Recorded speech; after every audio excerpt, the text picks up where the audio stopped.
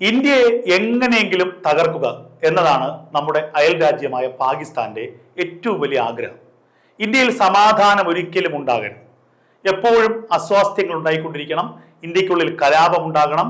അതിന് അവർ പരമാവധി പണി ചെയ്യുകയും ചെയ്യും. നമുക്കറിയാം പഹൽഗാം ഭീകരാക്രമണം. അതിന് പിന്നാലെ ഇന്ത്യ നടത്തിയ ഓപ്പറേഷൻ സിന്ദൂർ. ഓപ്പറേഷൻ സിന്ദൂർ എന്നത് പാകിസ്ഥാന്റെ നെഞ്ചു പിളർന്ന ഒരു ആക്രമണമായിരുന്നു. ഇത്രത്തോളം ശക്തമായ ഒരു തിരിച്ചടി ഇന്ത്യ നടത്തുമെന്ന് പാകിസ്ഥാൻ ഒരിക്കലും കരുതിയില്ല.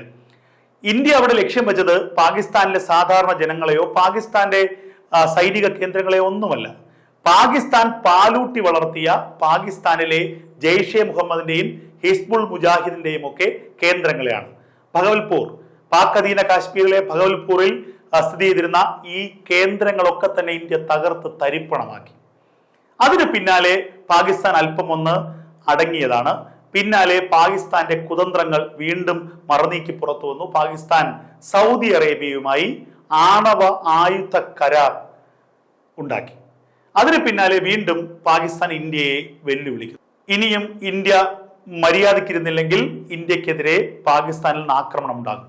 ഇതാണ് പാകിസ്ഥാൻ പരസ്യമായി ഇന്ത്യയെ വെല്ലുവിളിച്ചത്. 2 ദിവസം മുമ്പ് ഇന്ത്യയുടെ പ്രധാനമന്ത്രി നരേന്ദ്രമോദി ഒരു വാക്ക് പറഞ്ഞിരുന്നു. ഓപ്പറേഷൻ സിന്ദൂർ അവസാനിച്ചിട്ടില്ല, താൽക്കാലികമായി അത് നിർത്തിവെക്കുകയാണ് ചെയ്തിരിക്കുന്നത്. ഇനിയും പാകിസ്ഥാന്റെ ഭാഗത്തു നിന്ന് എന്തെങ്കിലും പ്രകോപനം ഉണ്ടായാൽ ഓപ്പറേഷൻ സിന്ദൂർ പുനരാരംഭിക്കും. ഇതാണ് ഇന്ത്യൻ പ്രധാനമന്ത്രി നരേന്ദ്രമോദി പറഞ്ഞത്. ഇപ്പോൾ ഇത് പറഞ്ഞു വരാൻ കാരണം കഴിഞ്ഞ ദിവസം ചില വാർത്തകൾ പാകിസ്ഥാനിൽ നിന്ന് പുറത്തു വരികയാണ്. മലയാളത്തിലെ മാധ്യമങ്ങളൊന്നും വലുതായിട്ട് ചർച്ച ചെയ്ത് വാർത്തയല്ല. 2 വാർത്തകൾ. ഒന്ന്, പാകിസ്ഥാനിൽ വൻ സ്ഫോടനങ്ങൾ കഴിഞ്ഞ ദിവസം ഉണ്ടായിരിക്കുന്നു. പാക് സൈനിക പാരാട്രൂപ്പിന് നേരെ ഒരു കുഴിബോംബ് സ്ഫോടനം ഉണ്ടായിരിക്കുന്നു. പാകിസ്ഥാന്റെ ഇറാൻ ബോർഡറിന് സമീപം മറ്റൊരു സ്ഫോടനം ഉണ്ടായിരിക്കുന്നു. ഒരു ക്യാമ്പിൽ, കൺസ്ട്രക്ഷൻ ക്യാമ്പിലാണ് ആ സ്ഫോടനം ഉണ്ടായത്. ഈ 2 സ്ഫോടനങ്ങളുടെയും ഉത്തരവാദിത്തം ബലൂജ് ലിബറേഷൻ ആർമി, ബലൂജ് പോരാളികൾ ഏറ്റെടുത്തിരിക്കുന്നു. ഒരു ചെറിയ കാലയളവ് സമാധാനത്തോടെ പോയ ബലൂജ് ലിബറേഷൻ ആർമി വീണ്ടും പാകിസ്ഥാനെതിരെ അതിരൂക്ഷമായ ആക്രമണം, പാകിസ്ഥാൻ സൈന്യത്തിന് നേരെ അതിരൂക്ഷമായ ആക്രമണം ആരംഭിച്ചിരിക്കുന്നു. ഈ വാർത്ത കേൾക്കുമ്പോഴാണ് നമ്മൾ ഒരു കാര്യം ചിന്തിക്കേണ്ടത്. കാലങ്ങളായി പാകിസ്ഥാൻ ആരോപിക്കുന്ന ആരോപണം എന്താണ്? ബലൂജ് ലിബറേഷൻ ആർമിക്ക് പിന്നിൽ ഇന്ത്യയാണ്. ബലൂജ് ലിബറേഷൻ ആർമിക്ക് പണം നൽകുന്നത്, ആയുധം നൽകുന്നത് ഇന്ത്യയുടെ രഹസ്യാന്വേഷണ വിഭാഗമായ റോയാണ്. ബലൂജ് ലിബറേഷൻ ആർമിയെ കൊണ്ട് പാകിസ്ഥാൻ സൈന്യത്തിന് നേരെ യുദ്ധം ചെയ്യിപ്പിക്കുന്നത് ഇന്ത്യയാണ് എന്ന ഗുരുതരമായ ആരോപണമാണ് പാകിസ്ഥാൻ അന്താരാഷ്ട്ര വേദികളിൽ ഉന്നയിക്കുന്നത്. ഇന്ത്യ അതിനെ തള്ളിക്കളയാനോ കൊള്ളാനോ ഇതുവരെ തയ്യാറായിട്ടില്ല. നമുക്കതുകൊണ്ട് തന്നെ ഇതിന്റെ നിജസ്ഥിതി അറിയാനും വയ്യ. കാരണം ഇന്ത്യക്ക് ഇതിൽ എന്തെങ്കിലും പങ്കുണ്ടോ, ബലൂജ് ലിബറേഷൻ ആർമിക്ക് പിന്നിൽ ഇന്ത്യയാണോ, റോയുടെ ഫണ്ടിങ് ഉണ്ടോ, ഇതൊന്നും നമുക്കറിയില്ല. അതുകൊണ്ട് നമ്മൾ അതിനെക്കുറിച്ച് കമന്റ് ചെയ്യേണ്ട കാര്യവുമില്ല. പക്ഷേ ഇന്ത്യയെ പാകിസ്ഥാൻ വെല്ലുവിളിച്ചതിന്റെ തൊട്ടടുത്ത ദിവസം പാകിസ്ഥാനിൽ പൊട്ടിത്തെറി ഉണ്ടായിരിക്കുന്നു. അത് നമ്മൾ കൃത്യമായി മനസ്സിലാക്കണം. മറ്റൊരു വാർത്ത വന്നത് പാക് അധീന കാശ്മീരിലെ ഭഗവൽപൂർ അടക്കമുള്ള പ്രദേശങ്ങളിലെ ജെയ്ഷെ മുഹമ്മദിന്റെയും ഹിസ്ബുൾ മുജാഹിദിന്റെയും ഒക്കെ ക്യാമ്പുകൾ, ഹെഡ്ക്വാർട്ടേഴ്സ് അവിടെ നിന്ന് മാറ്റുന്നു. അത് ഖൈബർ പഖ്തൂങ്ക മേഖലയിലേക്ക് മാറ്റുകയാണ്.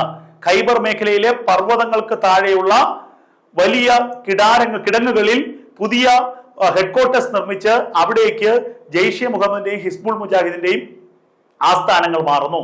ഇത് പുതിയ ആസ്ഥാന മന്ദിരം നിർമ്മിച്ചു കൊടുക്കുന്നത് പാകിസ്ഥാൻ ഭരണകൂടം തന്നെയാണ്. അതിനുവേണ്ടിയുള്ള എല്ലാ മേൽനോട്ടവും വഹിക്കുന്നത് പാകിസ്ഥാൻ സൈന്യമാണ്. കാരണം എന്തെന്നറിയുമോ? പാക് അധീന കാശ്മീരിൽ ഇനി ജെയ്ഷെ മുഹമ്മദിന്റെയും ഹിസ്ബുൾ മുജാഹിദിന്റെയും ആസ്ഥാനങ്ങൾ സുരക്ഷിതമല്ല. ഉള്ള ആസ്ഥാനം ഇന്ത്യയുടെ എയർഫോഴ്സ് തകർത്തു തരിപ്പണമാക്കി. മസൂദ് അസർ എന്ന് പറയുന്ന ജെയ്ഷയുടെ തലവന്റെ കുടുംബത്തെയും ഛന്ന ഭിന്നമാക്കി തീർത്തു. ഇതൊക്കെ പിന്നീട് ജെയ്ഷയുടെ ഒക്കെ തലവന്മാർ തന്നെയാണ് പരസ്യമായി പറഞ്ഞത്. ഇന്ത്യ വലിയ അവകാശവാദമൊന്നും ഉന്നയിച്ചില്ല. ഇന്ത്യ പറഞ്ഞു, മസൂദ് അസറിനെ ഞങ്ങൾ തീർത്തു, ഞങ്ങൾ 9 ഭീകര കേന്ദ്രങ്ങൾ തകർത്തു, നിരവധി ഭീകരവാദികളെ തീർത്തു, ഞങ്ങൾ ഇവരുടെ ആയുധ ശൃംഖലയെല്ലാം തകർത്തു എന്ന് പറഞ്ഞു. ഇപ്പോൾ ഇതാ ഓരോരോ ദിവസങ്ങളിലായി പാകിസ്ഥാനിലെ ഭീകരന്മാർ തന്നെ തുറന്നു സമ്മതിക്കുകയാണ്, ഞങ്ങളുടെ മസൂദ് അസറിനെ ഇന്ത്യൻ സേന വധിച്ചു, ഞങ്ങൾ ഈ പാകിസ്ഥാൻ സൈന്യത്തിന് വേണ്ടി ലോകത്തെവിടെയെല്ലാം ഞങ്ങൾ യുദ്ധം ചെയ്തു, ഞങ്ങൾ എവിടെയെല്ലാം ഞങ്ങൾ സ്ഫോടനം നടത്തി, എന്നിട്ടും ഞങ്ങളുടെ മസൂദ് അസറിനെ സംരക്ഷിക്കാൻ പാക് സേന ഒരു ചെറുവിരൽ അനക്കിയില്ല എന്ന പരിതാപമാണ് പാകിസ്ഥാനിലെ തീവ്രവാദി നേതാക്കൾ ഇപ്പോൾ നടത്തിക്കൊണ്ടിരിക്കുന്നത്. അപ്പോൾ പറഞ്ഞു വന്നത്, ഇന്ത്യയെ ചൊറിയാൻ വരുന്ന പാകിസ്ഥാന് അടിക്കടി പണി തിരിച്ചു കിട്ടിക്കൊണ്ടിരിക്കുന്നു. മര്യാദയ്ക്ക് പോയാൽ പാകിസ്ഥാന് വീണ്ടും പോകാം. പക്ഷേ പാകിസ്ഥാൻ ചെയ്യുന്നതോ ഇന്ത്യയിൽ തീവ്രവാദം വളർത്താൻ, തീവ്രവാദികളുടെ വാക്ക് കേട്ട് ഇന്ത്യയെ നശിപ്പിക്കാൻ പാകിസ്ഥാൻ ശ്രമിച്ചുകൊണ്ടിരിക്കുന്നു. അതിന്റെ ഫലമോ പാകിസ്ഥാൻ സ്വയം നാശത്തിലേക്ക് കൂപ്പുകുത്തിക്കൊണ്ടിരിക്കുകയാണ്. സാമ്പത്തികമായി തകർന്നടിഞ്ഞു.